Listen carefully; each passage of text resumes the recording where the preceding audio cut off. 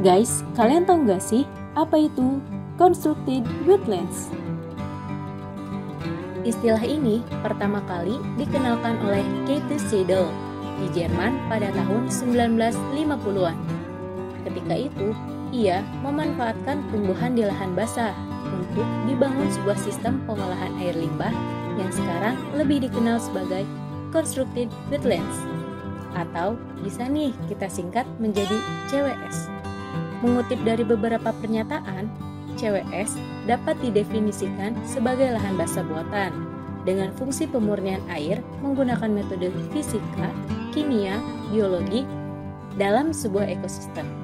Sistem ini memanfaatkan proses filtrasi, adsorpsi, sedimentasi, pertukaran ion, dan penguraian mikroba. Jadi, buat apa sih si CWS ini dikembangkan?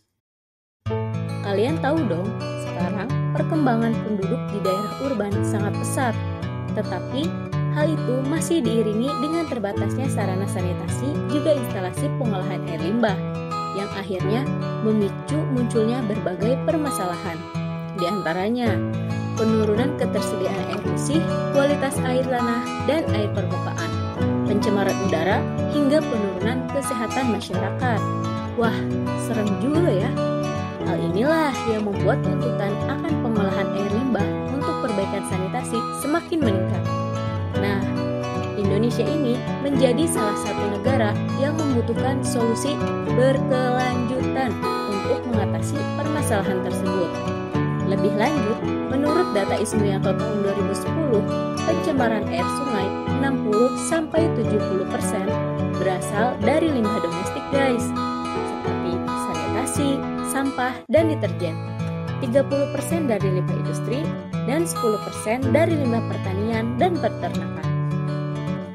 Nah, disinilah peran pentingnya CWS, guys, karena ia menawarkan teknologi mudah dan terjangkau dalam perencanaan maupun pengoperasian sistem untuk pengolahan air limbah domestik. Secara umum nih, CWS dibedakan dari jenis tanaman yang akan digunakan. Sistem pertama, yaitu Floating Island Wetland, sistem yang menggunakan makropita atau tanaman air mengapung.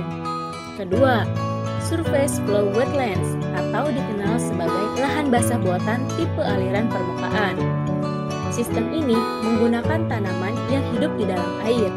Ketiga, sistem yang menggunakan makropita yang akarnya tenggelam, istilah kerennya nih, amphibious plants, dan biasanya digunakan untuk lahan basah buatan tipe aliran bawah permukaan.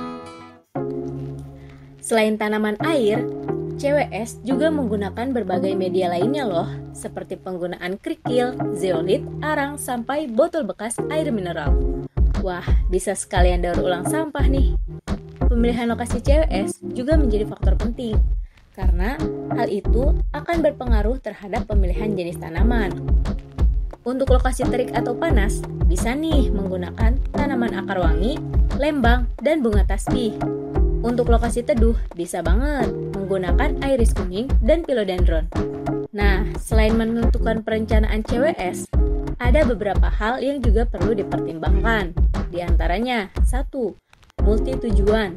Tidak hanya untuk drainase dan kualitas air, CWS ini bisa banget loh dikembangkan menjadi tempat rekreasi. 2. Melibatkan komunitas masyarakat.